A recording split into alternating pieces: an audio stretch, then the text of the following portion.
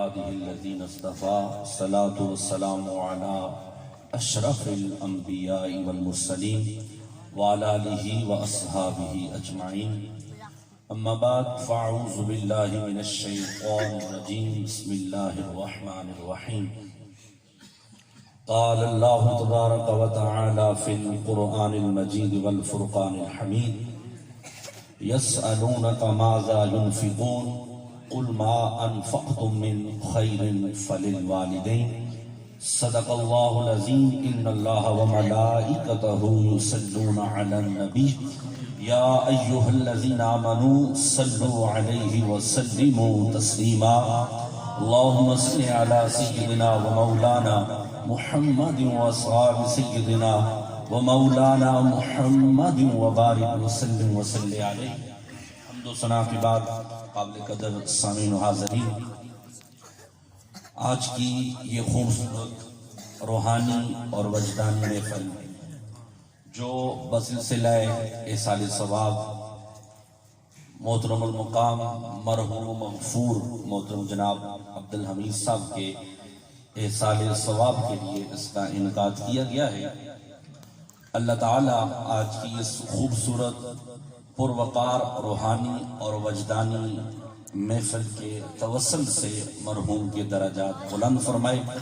اللہ کریم ان کی اخروی زندگی کے اندر آسانیاں پیدا فرمائے اور آج کی اس خوبصورت محفل کو خالق لم یزل ہم سب کے لیے ذریعہ نجات اور ذریعہ مغفرت بنائے.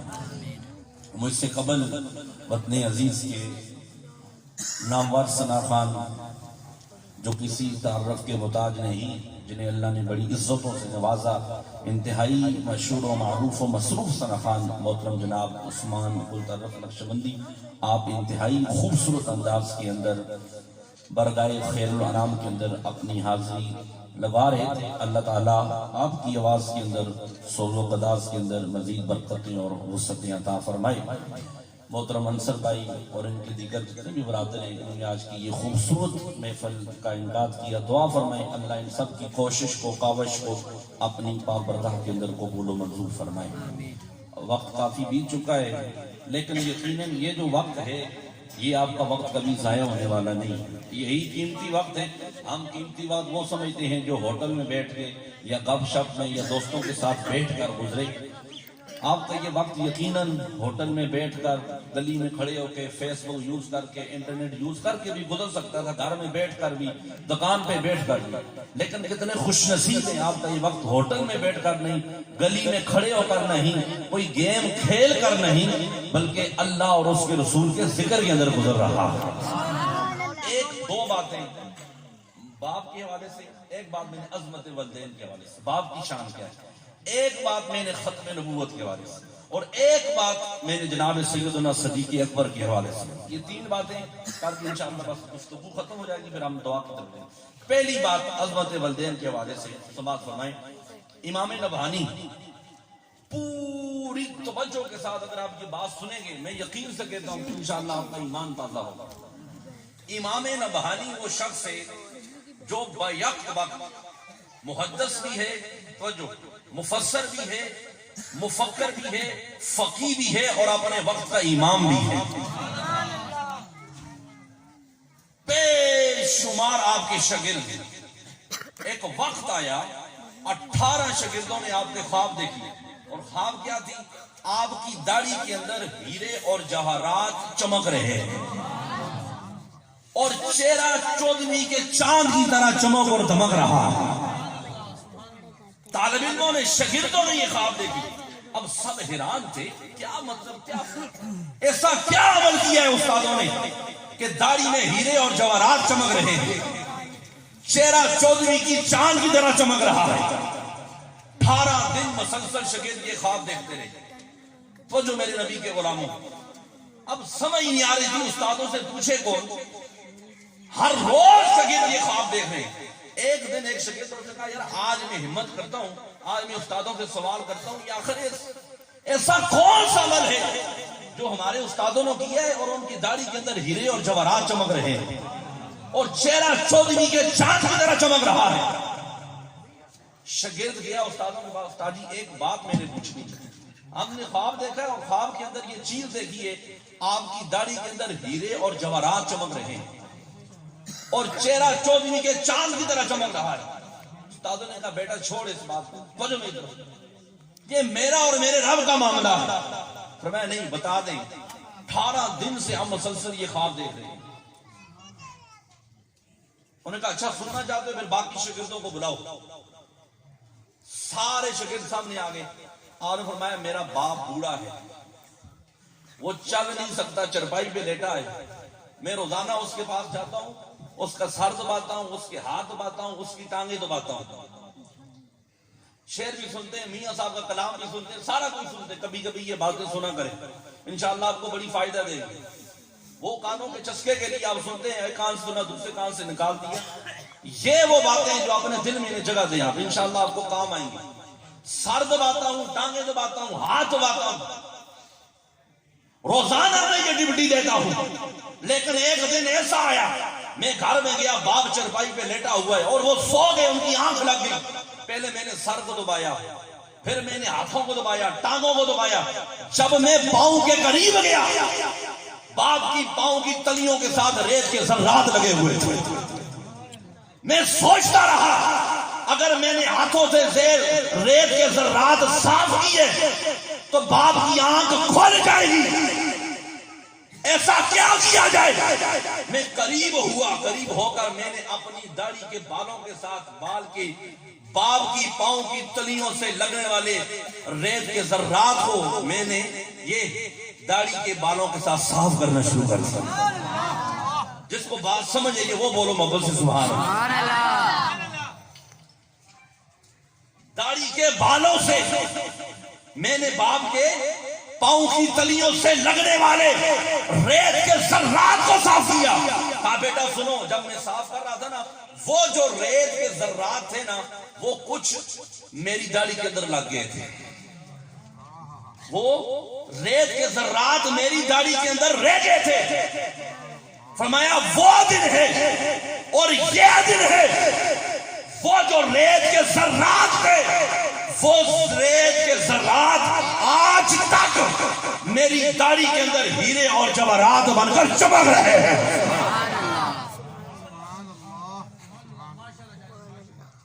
پتہ چلا ہے ماں باپ کی شان کیا ہے۔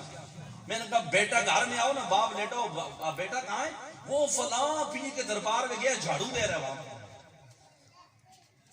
باپ کو فالج ہوا ہے، باپ گھر میں دعائی کے لیے تڑپ رہا ہے، بیٹا جا کر پیر کے قدموں میں بیٹھا۔ میں نے کہا سن، اللہ کی عزت کی قسم، سیاست بعد میں ہے، ریاست بعد میں ہے، معاشرہ بعد میں ہے، دین بعد میں ہے، سب سے پہلے جن ہستیوں کا تمہارے اوپر حق ہے وہ تمہارے والدین ہیں۔ پہچانو، قدر کرو ماں باپ کی۔ ہر بار میں یہ بات کرتا ہوں، ہر بار کہتا ہوں، پھر اس کی کہہ رہا ہوں اللہ کرے آپ کے دل میں اتر جائے۔ یہاں سے کتنے پیسے خرچ کر کے جاتے ہو حج عمرہ کرنے کے لیے؟ جمعے پہ میں نے پڑھایا نا، جمعے آپ کو بتایا، اس لیے اللہ کرے آپ کو بات سمجھ آ جائے۔ 7-8 لاکھ روپیہ لگا کے آپ حج کرنے کے لیے جاتے ہو، جاتے نہیں جاتے؟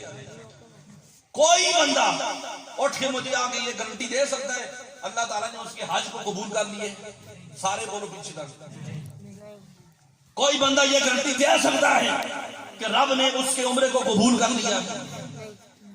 یہاں تجھے حضور گارنٹی دے رہے ہیں، میرے مصطفیٰ تجھے سند دے رہے ہیں، سرکار سند دے رہے ہیں۔ کیا سند ہے؟ فرمایا صبح اٹھ، لیکن جو بندہ باپ کے قریب ہی نہ جائے، اس سے بڑا بدبخت کون ہو سکتا ہے؟ جو ماں کے قریب ہی نہ جائے۔ آج تو میں نے خود دیکھا لوگ ماں باپ بیٹے سے بات کرتے ہوئے ڈرتے ہیں۔ یہ بات ہے یا نہیں؟ اگر کہتے بیٹا کہاں تھا 10 بجے، ابا چھوڑنے میں دوستوں کے ساتھ تھا، یہ بات ہے یا نہیں؟ لیکن باپ کے غصے کے اندر کتنا پیار ہے یہ ایک تابعدار بیٹا ہی سمجھ سکتا ہے۔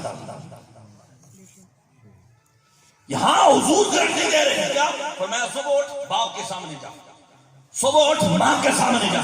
یا رسول اللہ کرنا کیا ہے؟ فرمایا اور کچھ نہیں کرنا، خدمت بعد کی بات ہے، پاؤں دبانا بعد کی بات ہے، دعائی لے کر دینا بات کی بات ہے، ہاتھ دبانا بات کی بات ہے۔ فرمایا باپ کے سامنے جا، ماں کے سامنے جا، مسکرا کر دیکھ، اماں کے چہرے کو رحمت کی نگاہ سے دیکھ، حضور ملے گا کیا؟ فرمایا مسکرا کر دیکھنا تیرا کام ہے، تجھے ایک حج مقبول کا ثواب عطا کرنا مجھ مصطفیٰ کے رب کا کام ہے۔ یا رسول اللہ اگر کوئی 2 مرتبہ دیکھے، امام الانبیاء نے فرمایا اللہ اس سے 2 حج مقبول کا ثواب عطا فرمائے گا۔ حضور اگر کوئی 3 مرتبہ دیکھے، فرمایا تم کن گنتیوں کے چکر میں پڑ گئے ہو، اگر کوئی ایک دن میں 100 مرتبہ بھی اپنے والدین کے چہرے کو مسکرا کر دیکھے گا، اللہ اسے 100 حج مقبول کا ثواب عطا فرمائے گا۔ مجھے وہ شعر یاد آ گیا، میاں صاحب نے ایسے نہیں فرمایا تھا۔ دیکھیں ہمارے بزرگوں میں جو اشعار ہیں نا وہ بھی قرآن و حدیث کے مطابق۔ کیا پاک محمد سبحان اللہ نے فرمایا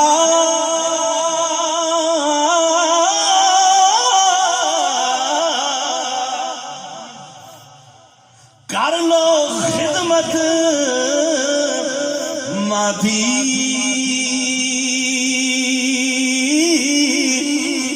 اور جس نے کعبہ تکنا ہووے وہ تک لے صورت مادی۔ احسان ثواب ایسی محفل کا ہم انکار کیا کرتے ہیں؟ بلبات لوگ پوچھتے ہیں یہ جو امیت کو قرآن پڑھ کے احسان ثواب کرتے ہیں، محفل کرتے ہیں، اس کا کچھ فائدہ ہے؟ ایک حدیث مبارکہ سنیں، اس کے بعد انشاءاللہ ایک بات ختم نبوت کے حوالے سے ہم دعا کریں۔ بخاری شریف اور مسلم شریف کے اندر متفق علیہ یہ حدیث مبارکہ ہے۔ وجہ سرکار 2 قبروں کے پاس سے گزرے، حضور 2 قبروں کے پاس سے گزرے، سرکار نے دیکھا کہ ان دونوں کو عذاب ہو رہا ہے، تو امام الانبیاء نے فرمایا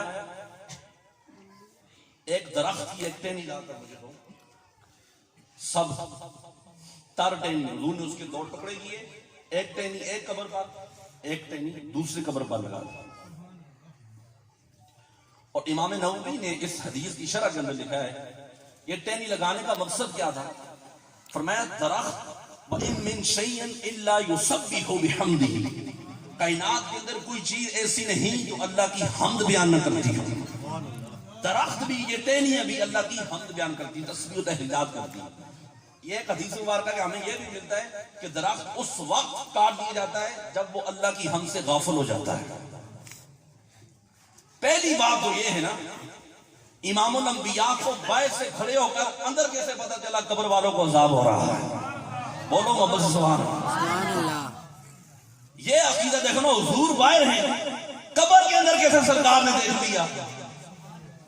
سمجھنے والی بات جو قبر کے اندر حضور کو کیسے پتا چلا کہ ان کو عذاب ہو رہا ہے؟ تو پھر عقیدہ بنتا ہے نا، جو نبی باہر سے کھڑے ہو کر قبر کے اندر کے حالات جان سکتا ہے وہ مدینے میں بیٹھ کر یہاں اپنی امت کے حوال کو بھی جان سکتا ہے۔ سبحان اللہ۔ سرکار نے فرمایا ان دونوں کو ایک چگلی کرتا تھا اور ایک حجاب کے چھینٹوں سے نہیں بچتا تھا، اس لیے انہیں عذاب ہو رہا تھا۔ تو جب تک یہ ٹہنی اپنے اوپر لگا دی، تسبیح تہلیلات کرتی رہیں گی، ان کے عذاب کے اندر تخفیف ہو جائے گی۔ یہاں علماء نے اس سے احسان ثواب کو ثابت کیا ہے۔ فرمایا اگر درخت کی ٹہنی تسبیح و تہلیلات کرے وہ میت کو پہنچ سکتی ہے، اسے احسان ثواب ہو سکتا ہے، اللہ اس کے عذاب کے اندر تخفیف کر سکتا ہے۔ اگر درخت کی ٹہنی کے بڑھنے سے میت کو ثواب پہنچتا ہے تو اگر بندہ پڑھے قرآن پڑھ کر میت کو بخشے، اللہ اس کا میت کو کتنا ثواب اور اجر عطا فرماتا ہو۔ نبوت کے حوالے سے مجھے انہوں نے کہا ہے بھائی میری آپ یہ بات سنا دیں. ایک بار مجھے یاد ہے سال میں قبل میں نے جمعے پہ سنائی تھی ختم نبوت کے حوالے سے, اور ایک بات جناب سیدنا صدیق اکبر رضی اللہ تعالیٰ ہمیں آپ کے محلے کے اندر الحمدللہ تاریخ لمبے کی ہے, محترم لطیفہ صاحب دیگر احباب بیٹھے ہیں, ان کا تعلق بھی ہے, مجھے بڑی خوشی ہے. انسان کو غیرت مند کیسا ہونا چاہیے ختم نبوت کے حوالے سے. میں آپ کو ایک عاشق رسول کی ایک بات سناتا ہوں. یہ سندھ کا ایک علاقہ ہے تھرپار, تو جو میجر والے تھرپار کا علاقہ ہے, وہاں پہ ایک لوہار رہتا تھا. اس لوہار کا نام تھا برکت علی. کیا نام تھا؟ برکت علی. تھا وہ بالکل ان پڑھ جائے لیکن اندر سے وہ پکا تھا. بعض لوگ جو زیادہ پڑھے لکھے ہوتے ہیں نا وہ کہتے ہیں اس کی بھی سن لیں اس کی بھی سن لیں. نہیں, ہمارے کان بند ہیں مدینے والے بس. تو اس لیے آپ دیکھیں سکول کی دیوار پہ جائیں وہاں پہ یہ نہیں لکھا ہوتا کہ بے علم با مراد, یا بے علم ایسا نہیں. وہاں پہ کیا لکھتا ہوتا ہے؟ با ادب با مراد, بے ادب. فرمایا علم کٹ بھی ہوئے عمل کٹ بھی ہوئے اگر ادب ہوئے بندے دے کام بڑھنا. وہ جو برکت علی لوہار تھا اس کے پاس روزانہ ایک قدیانی آتا نا, اس کا دیکھیں ایک ہمارا نبی بھی ہے, اس کی بھی باتیں سن لیں. اس کے پاس گئی آتی ہے, اس کا تمہارا نبی, تمہارا کون سا نبی ہے؟ اس کا میرا نبی تو وہ ہے جو اشارہ کرے چاند دو ٹکڑے ہو جاتا ہے.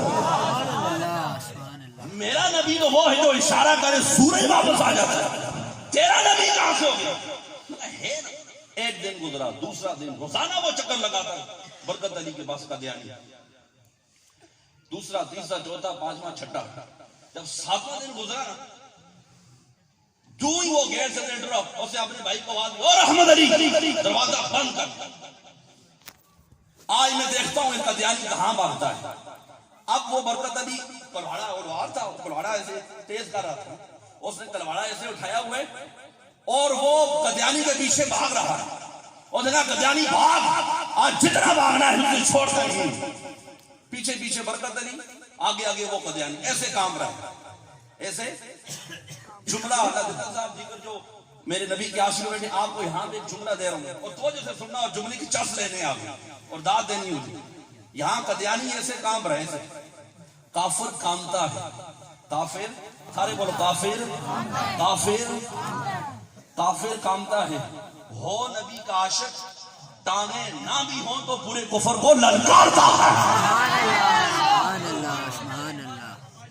تو جملہ عظم کر گیا. اب قدیانی ایسے کام رہے. اس نے کہا او برکت علی میرے بچنے کا بھی کچھ نہیں ہے. اس نے کہا ہے کہ ہے, یہاں پہ لیٹ یہاں پہ. اب قدیانی لیٹا ہے اوپر, ایسے برکت علی کلہاڑا لے کے کھڑا ہے. اب سر پہ کلہاڑا ہو. اس نے کہا ہون مرزا کون تھی؟ سبحان اللہ. اب نیچے لیٹا ہو اوپر کلہاڑا ہو.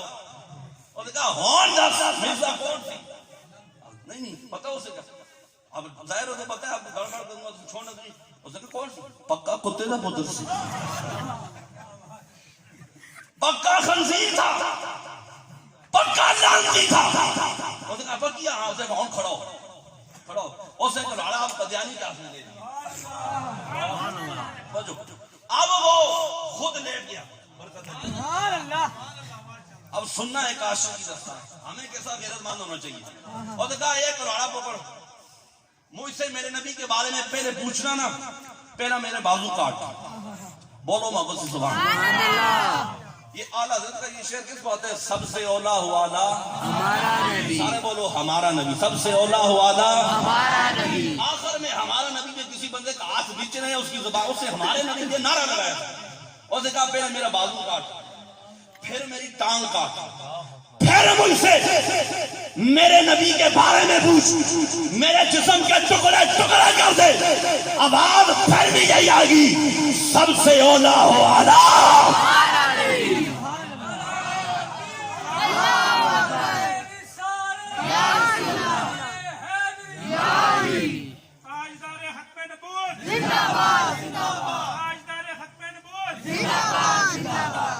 ایک بات تاجدار صداقت, یہ جو لوگ نبی کے صحابہ کے بارے میں بکواس کرتے ہیں، شان صدیق سنو اور مولا علی کی اولاد سے سنو، محبت سے بولو سبحان اللہ۔ مصطفیٰ کا ہم سفر، ابو بکر ابو بکر، اے نام لو اللہ آپ کے گناہوں کو معاف کرے گا۔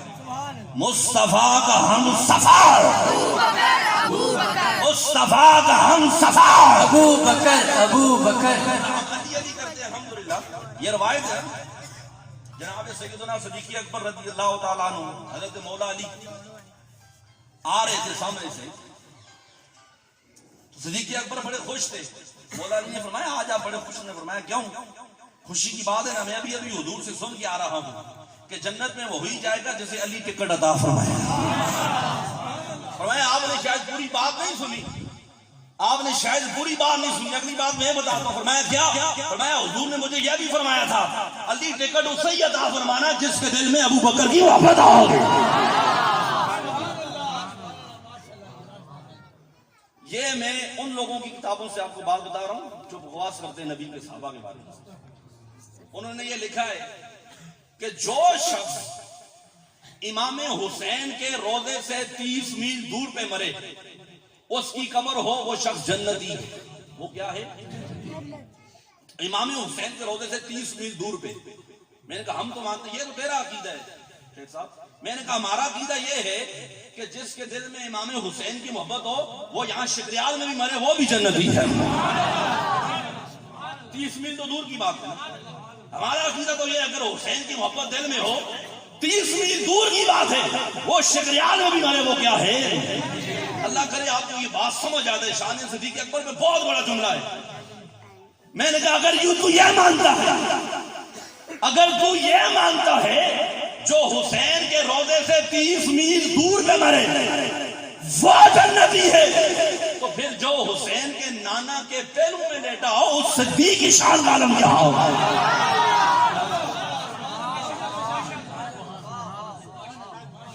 یہ حدیث تو سب پڑھتے ہو نا، من زار قبری وجبت لہو شفاعتی، جس نے بائر سے روضے رسول کی زیارت کی اس کے اوپر میری شفاعت واجب۔ سب پڑھتے ہو۔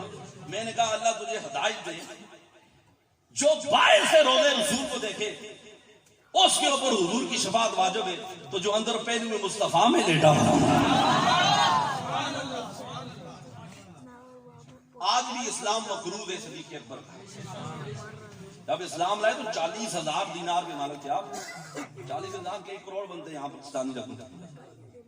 لیکن جب جانے لگے، جب وصال کا وقت قریب آیا تو جگہ دیکھیں کون سی ملی۔ آخری بات میری عرضی مکمل۔ آپ نے مولا علی کو یہ وصیت فرمائی تھی علی جن ہاتھوں سے تم نے حضور کو غسل دیے نا انہی ہاتھوں سے مجھے غسل دینا، اور میرا جنازہ حضور کے روضے کے سامنے رکھنا ہے، اجازت مانگنا ہے۔ اگر اجازت مل جائے تو مجھے سرکار کے قدموں میں لٹا دینا، اگر اجازت نہ ملے تو مجھے جنت البقیع کے قبرستان میں دفن کرنا۔ اب صدیق اکبر کا وصال ہوا، مولا علی نے اپنے ہاتھوں سے غسل دیا، کفن پہنایا، سرکار کی گلیوں میں گھمایا۔ عاشق کا جنازہ ہے ذرا دھوم سے نکلے، محبوب کی گلیوں میں ذرا گھوم کے نکلے۔ توجہ، جنازہ اٹھایا، اٹھا کر حضور کے روضے کے سامنے رکھا۔ یا رسول اللہ یہ ابو بکر ہے، یہ آپ کے سامنے آپ کے پہلو میں لیٹنے کی اجازت چاہتا ہے۔ حضرت انس کہتے ہیں لوگوں اللہ کی عزت کی قسم ہم نے اپنی آنکھوں تو دیکھا اور کانوں سے سنا، اور روضہ رسول کا تالا ٹوٹا، اندر سے آواز آئی۔ یہ صدیق کا عقیدہ تھا نا، کیسے پتا تھا کہ اجازت مانگنا؟ اس کا مطلب ہے صدیق کا عقیدہ تھا میرا نبی کل بھی زندہ ہے اور قیامت تک ہمیشہ زندہ رہے گا۔ تالا ٹوٹا، اندر سے آواز آئی، ارسل الحبیب الی الحبیب، اور لوگوں یار کو یار سے ملا دو۔ ارے یار تو پہلے ہی اپنے یار کا انتظار کر رہا تھا۔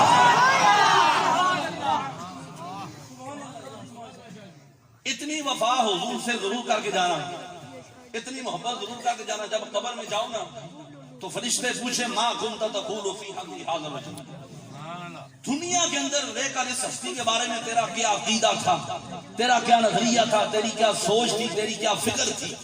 اگر تم نے مصطفیٰ کی ناموس پر پیرا دیا ہوا، اگر تم نے سرکار کی ختم نبوت پر پیرا دیا ہوا تو تم فرشتوں کا سینہ تان کر کہو گے فرشتوں سننا چاہتے ہو سناؤ، اس ہستی کے بارے میں میرا یہ عقیدہ تھا، میرا یہ نظریہ تھا، میری یہ سوچ تھی، میری یہ فکر تھی، ان کے بارے میں بس میں یہی کہا کرتا تھا کہ میں خانہ سہارا دیتا ہے، نہ شام سہارا دیتا ہے، ارے ہم کو تو فقط بس آقا تیرا نام سہارا دیتا ہے۔ اللہ تعالیٰ سے دعا ہے اللہ ہم سب کی حاضری اپنی پاک برگاہ کے اندر قبول و منظور فرمائے۔